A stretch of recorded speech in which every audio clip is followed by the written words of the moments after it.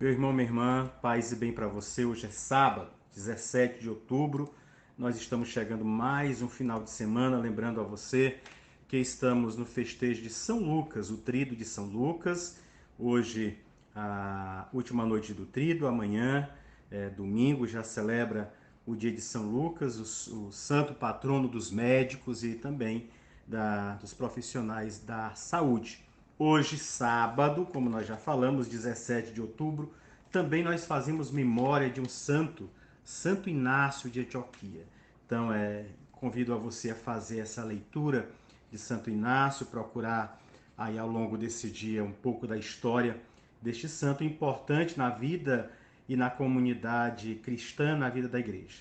Hoje é dia mundial para a erradicação da pobreza, é dia do eletricista, dia da indústria aeronáutica brasileira e dia do profissional da propaganda.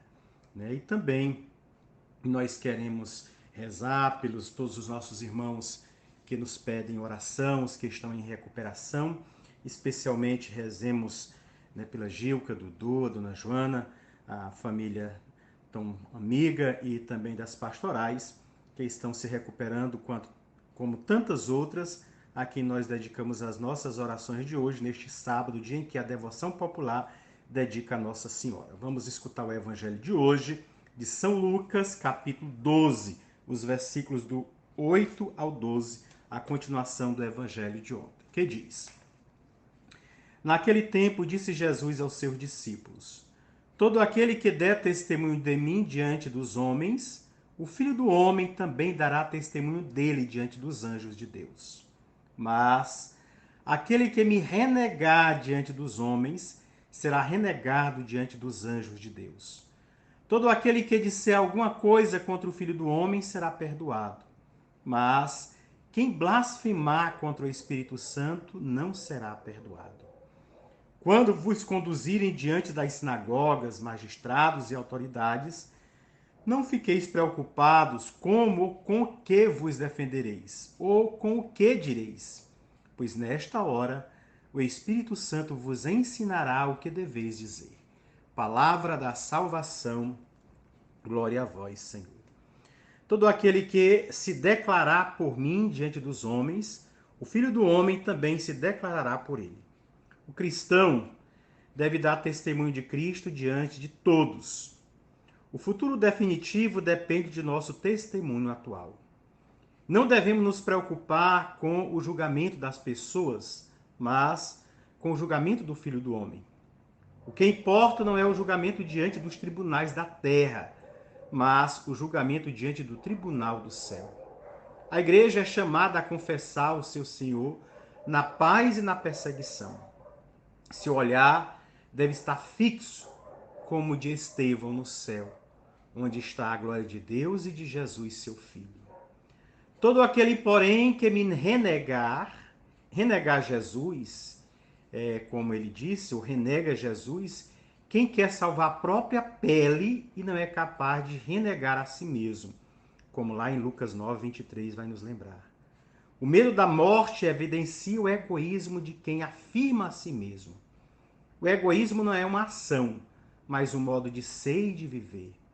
O renegar opõe-se ao confessar, uma forma de testemunho, martírio em grego, que se tornará o testemunho, né, de fé de tantos cristãos no início da comunidade cristã e também hoje nos nossos dias.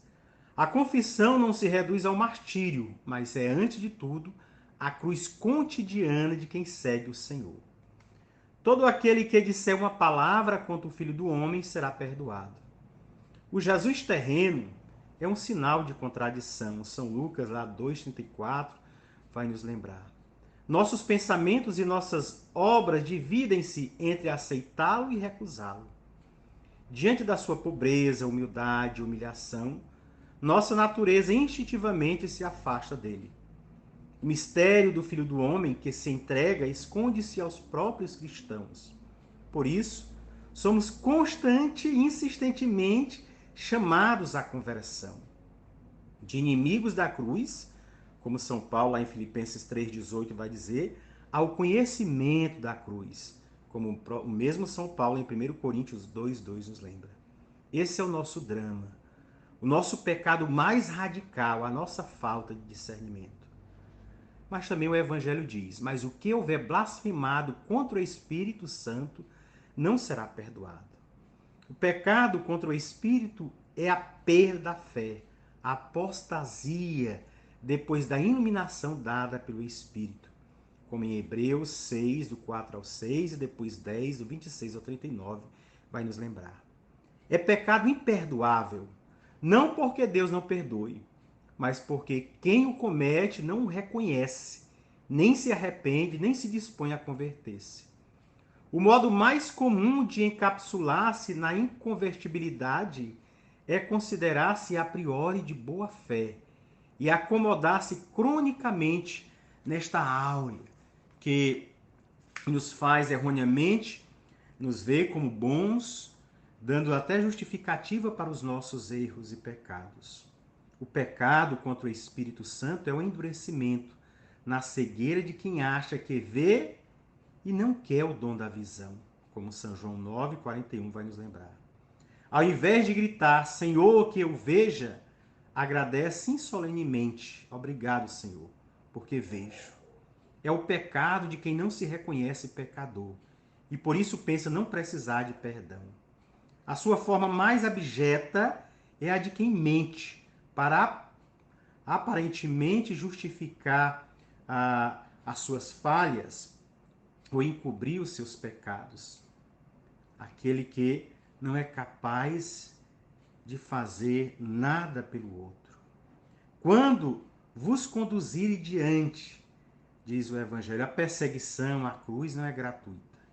É fruto da fidelidade ao Senhor. A igreja só não é perseguida quando é fiel.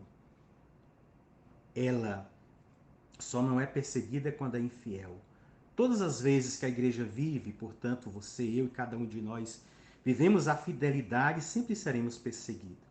Às vezes eu já escutei tantas pessoas dizendo, todo mundo me quer bem, eu acho que não tem ninguém que tenha raiva de mim ou seja zangado comigo. É uma pessoa que pensa desta forma, ou se engana ou não é um cristão de verdade, porque aquele que é cristão, que é fiel, sempre vai incomodar os que estão acomodados. Sempre vai ser causa de escândalo para aqueles que estão acomodados em viver da sua forma, do jeito que o mundo quer e não do jeito que Deus pede que nós vivamos. Portanto, mais uma vez, eu volto a dizer, a igreja, que não é o tempo e o espaço, você, eu e cada um de nós, só não somos perseguidos quando somos infiéis. Portanto, a fidelidade provoca nos outros, em relação a nós, a perseguição. Mas diante da perseguição, a preocupação é o ocupar-se anterior à ocupação. Jesus nos disse que não devemos nos preocupar com o que dizer, com o que nos defender, porque o próprio Espírito falará por nós. O Espírito que Jesus nos deu vem ao encontro de nossa fraqueza. Ele não é apenas força para o testemunho, mas também mestre do testemunho. E é este Espírito que a cada dia nós pedimos com mais insistência.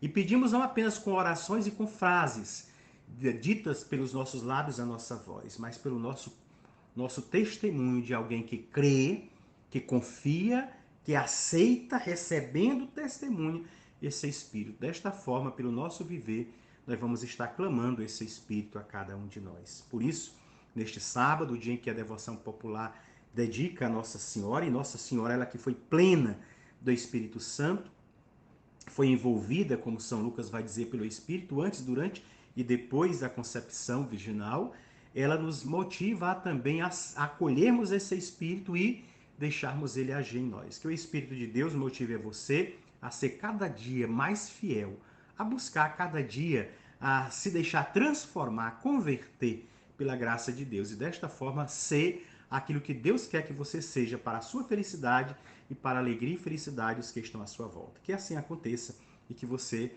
seja uma igreja que anuncia e que glorifica o Deus da vida. Lembrando mais uma vez que às 19 horas, às 18 horas, nós temos a missa aqui na Matriz, às 19 horas lá na Capela São Lucas, na última noite do Tríduo, porque amanhã já celebraremos o dia de São Lucas. E lembrando, domingo, sempre às 7 e às 18 horas, aqui na Matriz, a Santa Missa, e você é convidado a participar conosco.